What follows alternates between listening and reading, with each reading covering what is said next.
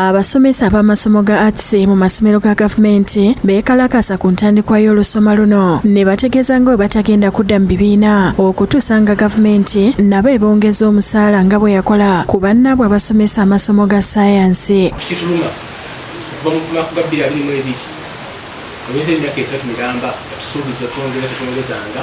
Olwaleero bano nga bakulembeddwa Ssaabawandiisi w'ekibiina ekya Uganda National Teachers Union UNATO mu bufunze Philbert Baguma olwaleero basinkanye Speaker wa Parliament Anita Among mu woofiisi y'okumuleetera okwemulugunya kwabwe nga bagamba nti bagezezaako okuyita mu makubo ag'enjawulo naye ensonga zaabwe tezikolebwako. Tubadde tuleese petition yaffe ng'abasomesa kwegamba tubadde mu kedimo okuva ennaku 15 omwezi gw'omwenda. Waronda emisaala y'aba workshop assistants nayo twagala bajongeze enkanene ya laboratory assistants aba secondary schools.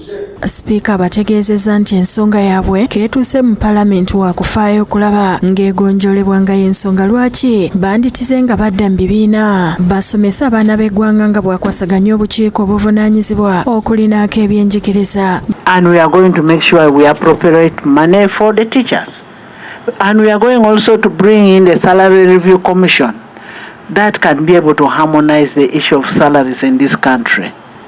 We need harmonization of salaries because we cannot have somebody getting 87 million, then this one is getting 10, this one is getting 1.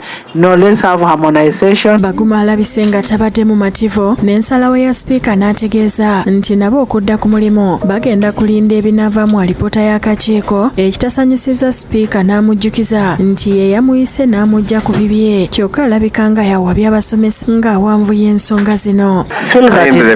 Stop being hard. No. Let's proceed with the percentages we have put in. You are the one misguiding our teachers.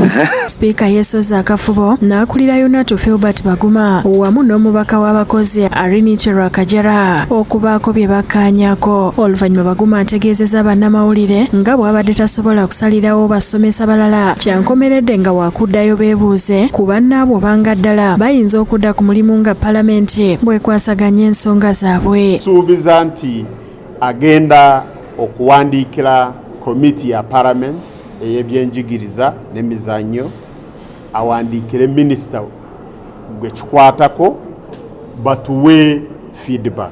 Naye tituyinza okuyimirira wano ngaffe ababadde wano ne tugamba nti akedimo kakomye wano.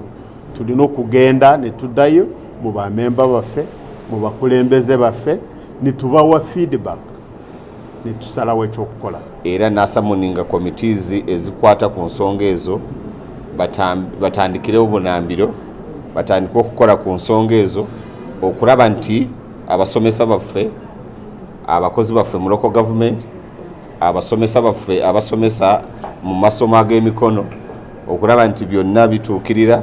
Rachel Nakasi yakusakidde eggulire lino ku Rabugede TV.